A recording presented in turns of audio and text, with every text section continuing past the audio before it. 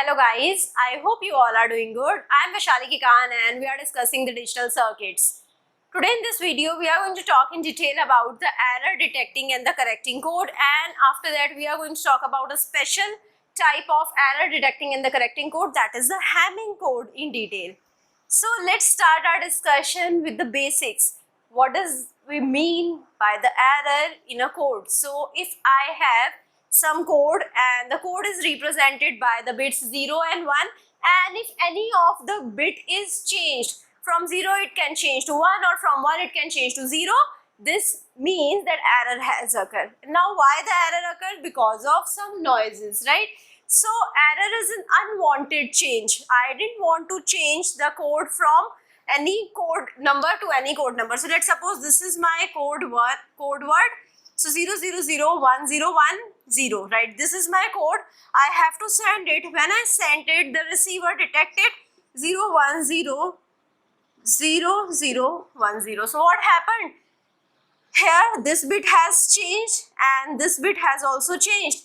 So only two errors has occurred in this code. So this is a code with errors, with two errors. This is a case of multiple error code.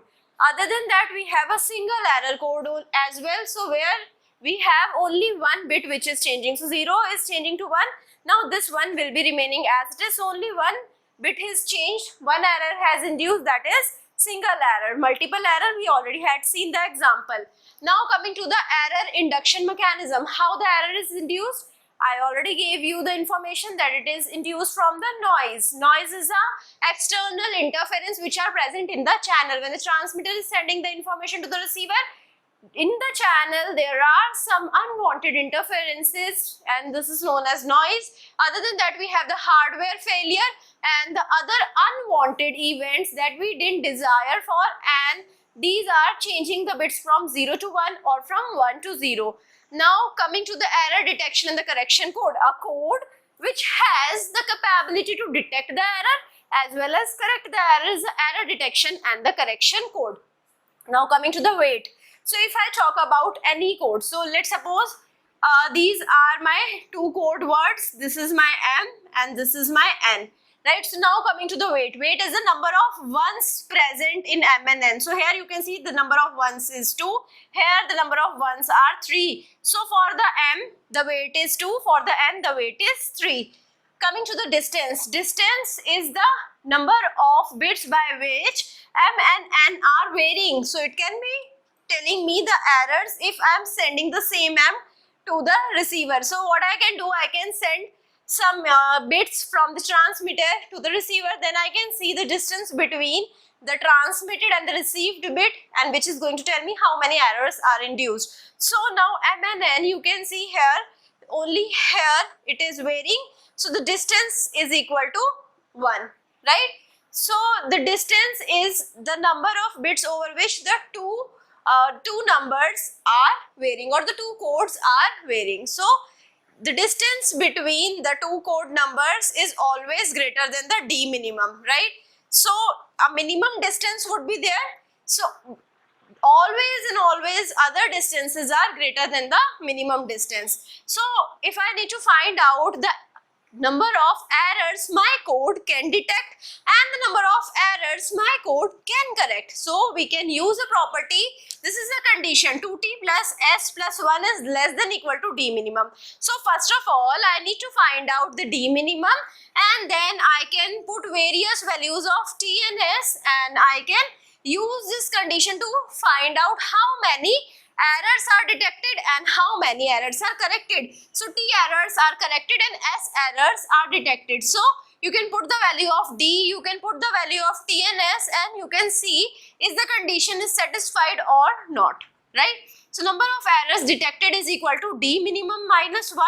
So if I have d minimum is equal to 2, so number of errors detected will be equal to 2 minus 1, that is 1. Right, that is my S.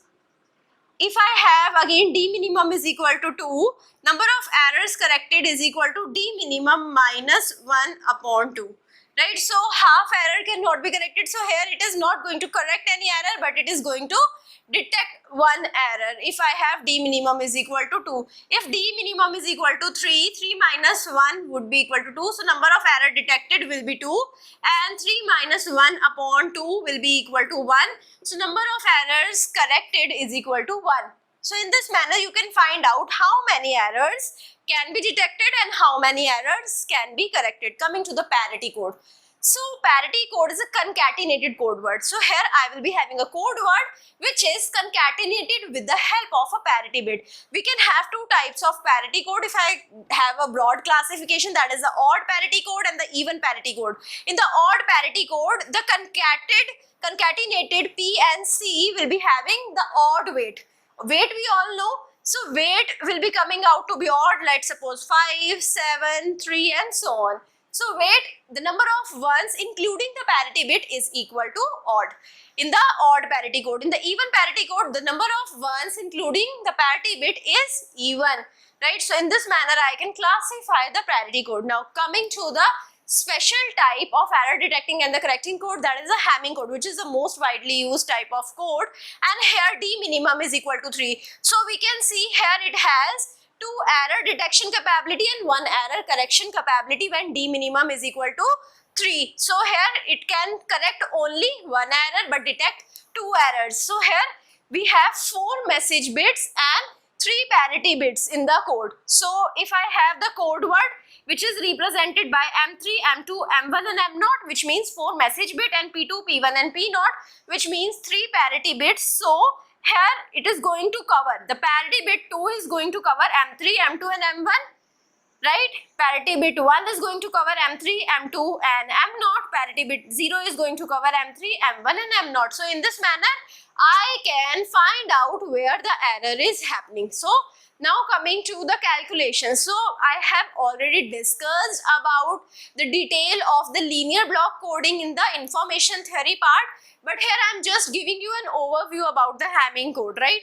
So how I am going to make the code? I am going to make the code. For the code I require some message bits and some parity bits, right? So the code is made using the message bit. When the message bit is multiplied with the generator matrix, I am going to get the code, right? So generator matrix is in the form of 1 0 0 0 1 1 0 1 0 0 1 1 0 0 0 1 0 1 0 1 0 0 0 1 0 1 1. So if you see this part, so if you see this part, this is a identity matrix 1 0 0 0 1 0 0 0 0 1 0 0 0 0 1, right? So here I can represent it as the identity matrix.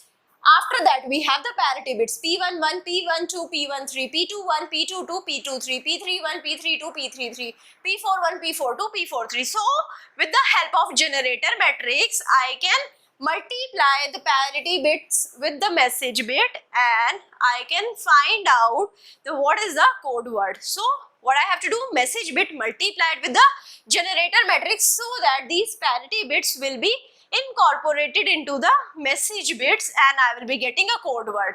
Now coming to the receivers, this is what is happening at the transmitter, that the code word is forming. At the receiver we have to check that how many errors are there or have any error is induced in the channel or not. So for that we are going to use a parity check matrix which is H, right? So we are going to see, take the code. We know the code is received at the receiver. We are going to take the transpose of the code. I am going to multiply it with the parity check matrix. If it is 0, which means no error would be there. So now here H can be represented as P11, P21, P31, P41, 100, P12, P22, P32, P42, 010, P13, P23, P33, P43, 001. So you can see over here, this is my identity matrix. This is my identity matrix. So now here parity bits can be represented as 111 zeros, 1101, 1011. So in this manner I can have different parity bits, right? So H matrix is derived from the G matrix only. Generator matrix we can use to derive the H matrix. And now coming to the syndrome computation. What is the syndrome? With the help of syndrome I am going to find out if the errors are there at the receiver or not. So if the error are there at the receiver, so the code word is now added with the error. So code word now can be represented as C, which was sent from the transmitter, plus some error which are induced from the channel. So this I am terming as D. So the syndrome can be calculated as HD transpose. Instead of C, here I am using the D because here I am assuming some errors are also there. So S is equal to HD transpose. What is D? C plus E. So HC plus E transpose, which is HC transpose plus HE transpose. We all know HC transpose is equal to 0. We are going to put 0 over here. So syndrome is equal to HE transpose. So whenever the syndrome is non-zero, which means some error is there. Otherwise, syndrome would be 0. If only code word was sent, the syndrome would be 0. So coming to the properties of n, k Hamming code with single error correction possibility and positive integer m, which is greater than equal to 3. So now here, for this type of n, k code, this is my Hamming code, the code length. The code length would be equal to n. So this represent the code length, right? So the code length is equal to 2 raised to power m minus 1. Right? Number of information bit. Number of information bit is represented by k. Right? So number of information bit is equal to 2 raised to power m minus 1. The number of parity check bits is n minus k. So whenever you are given n comma k, which means let's suppose you are given 7 comma 4 code. So here 7 represents your code length, right? So this is my code length. So 7 minus 4, this is my information bit. So C minus information. Information bits means it is my message bits. So C minus I will be equal to my parity bits. Parity bits would be equal to 7 minus 4 is equal to 3 for this case, right? So with the help of this calculation, we can find out if n comma k is given, I can find out how many message bits are there, how many code bits are there, how many parity bits are there, right? So the minimum distance will be equal to 3 over here. I hope you understood all of the things that I have discussed in this video. If you have any doubt, you can put the doubt in the comment and I will be trying to resolve your doubt as soon as possible. I hope you like the session. If you like it, please push the like button, subscribe to the channel, share it with your friends and also give me your feedback. Thank you so much.